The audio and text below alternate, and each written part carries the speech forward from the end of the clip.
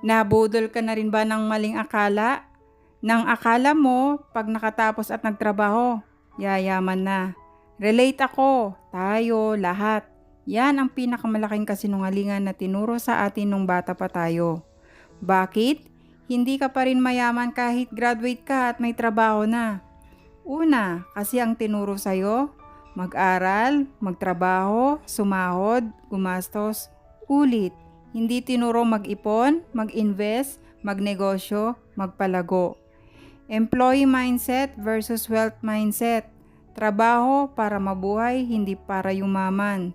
Sahod mo para sa bills, hindi para sa freedom. Pangalawa, sahod mo hindi sumasabay sa presyo ng bilihin. 2015, 15,000 sahod mo, 50 kilo ng bigas kaya pa. 2026, 20,000 sahod mo, 60 pesos ang kilo ng bigas. Kuryente, pamasahe, load, lugi. Hindi ka tamad, mahal lang talaga mabuhay ngayon sa Pilipinas. Pangatlo, isang sahod away from kahirapan. Karamihan sa atin, pagkasahod, bayad utang, bayad bills, padala sa probinsya, groceries. Petsa 20 pa lang, pre, pahiram muna, sa sahod na lang. Hindi ka yayaman kung ubos agad pera mo bago pa dumating next na sahod. Ika-apat, akala mo yung trabaho mo ang sagot, hindi ikaw ang sagot. Yung degree mo, ticket lang para pumasok. Yung trabaho mo, training ground lang.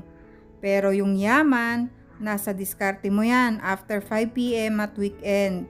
Masakit na katotohanan. Una, walang yumaman sa sahod lang. Maliban kung SEO ka o abroad na, sumasahod ng 300,000 per month. Yung mayaman, may negosyo, may investment, may ari-arian, may multiple income.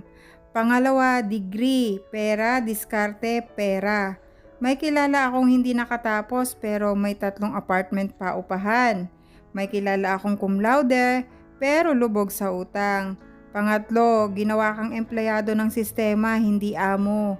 Kaya habang buhay ka, magtatrabaho para sa pangarap ng iba kung hindi ka gagawa ng sarili mong laro. So anong gagawin mo ngayon? Una, tanggapin mo muna. Naloko ka ng kwento. At okay lang yun. Galit ka ngayon kasi umasa ka pero hindi pa huli ang 20s, 30s, 40s ka man, pwede pa. Pangalawa, gawin mong stepping stone yung trabaho mo, hindi kulungan. Ipon ka kahit 500 per week. Pangarap fund mo yan. Aral ka ng high income skill, after work, sales, coding, video editing, AI, pagtitinda online. Libre sa YouTube, mag-side hustle, magluto, mag-resell, mag-freelance, mag-angkas, or grab sa weekend. Yung extra mo, yun ang magpapayaman sa'yo. Pangatlo, ito formula ng mayayaman. Income minus ipon over invest is equal to gastos. Tayo baliktad income minus gastos is equal to ipon. Kung meron pa, ubusin mo muna bayaran sarili mo. Bago si Shopee, bago si Jollibee. Pang-apat, palitan mo ang gastos ng asset. Imbes na bagong phone, bakit hindi pag vending machine? Imbes na milk tea araw-araw, 120 times 30 is equal to 3,600 per month. Yun na yun, napanghulog mo sa lupa. Yung asset, nagbibigay sa'yo ng pera kahit tulog ka. Yung gastos, uubusin ka. Panglima, humanap ka ng pantapal sa sahod mo. Sahod is equal to pang survive, side hustle, negosyo, investment is equal to pang angat. Hindi ka aasenso kung isa lang baon mo ng tubig. Real talk, hindi mo kasalanan na mahirap ka pinanganak. Pero kasalanan mo na kung mahirap ka pa rin mamatay kung wala kang ginawa. Yung pagtatapos mo, proud si mama at papa mo dun, tama yun. Pero yun pa lang yung level 1, yung yaman nasa level 10.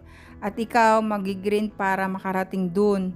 Tanong ko sa'yo, magagalit ka na lang ba habang buhay kasi akala mo? O gagalaw ka na ngayon para yung akala mo gawin mong totoo? Kaya mo yan, hindi pa huli. 1 year of focus and grind, ibang-iba na kwento mo next year.